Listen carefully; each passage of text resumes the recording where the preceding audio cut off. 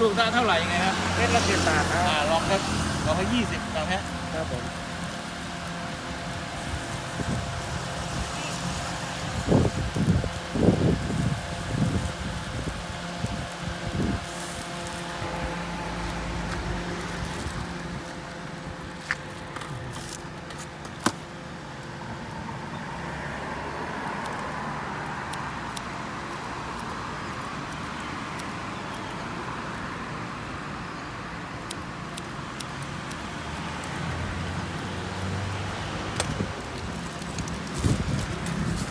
อันนี้เราก็เอาได้ทำเองเลยครับ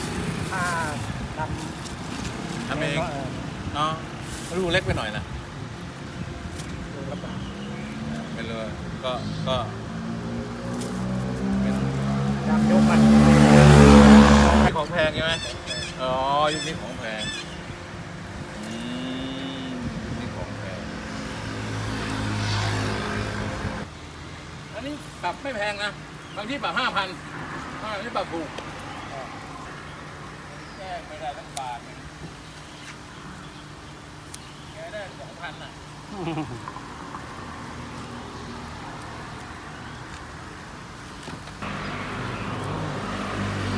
สะดวกกับการแบบไม่ต้องมานั่งนับใช่ไหมใช่สะดวกกับการย่างเลยเดี๋ยวต้องไปเอาเชือกฟางออกนี่คือปกติ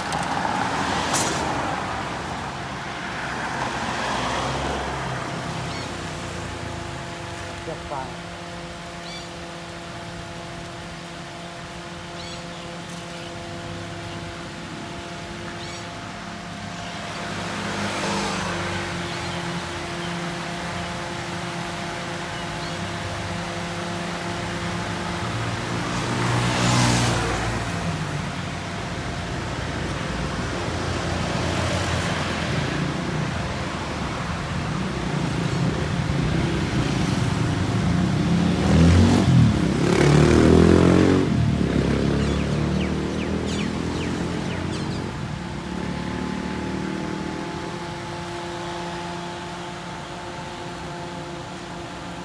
แล้ว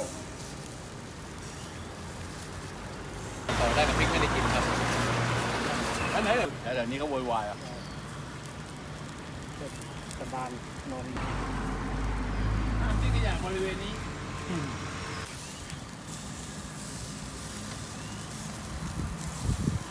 หมดตังค์แล้วพ่อค้าจ๋า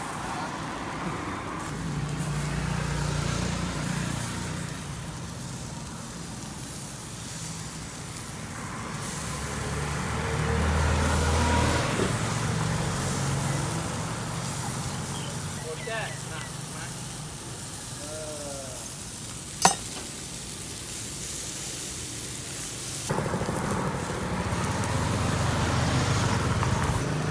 เที่ยวคืนนึงอ่ะถามพ่อค้าถ้าไม่รู้ก็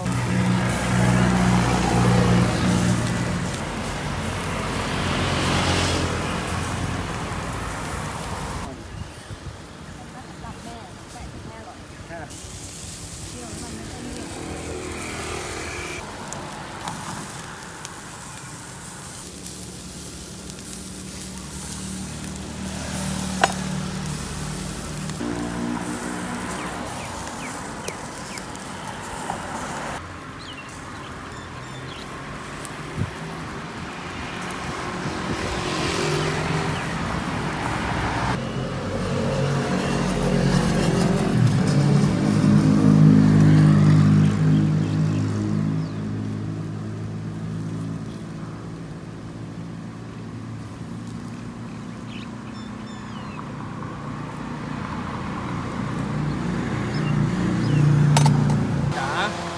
ลูกเนี่ย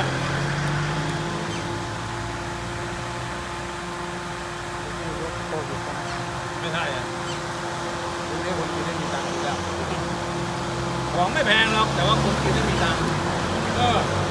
เนี่ยขายไม่แพงอ่ะแต่ว่าคนกินได้มีตังค์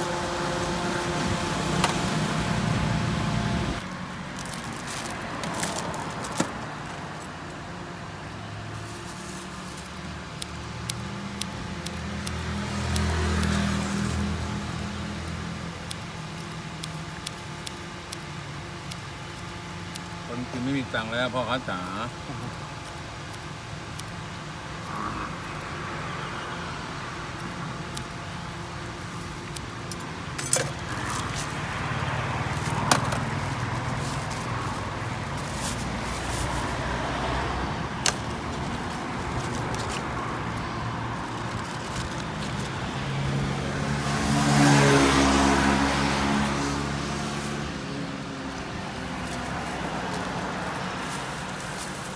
ครับขอบคุณครั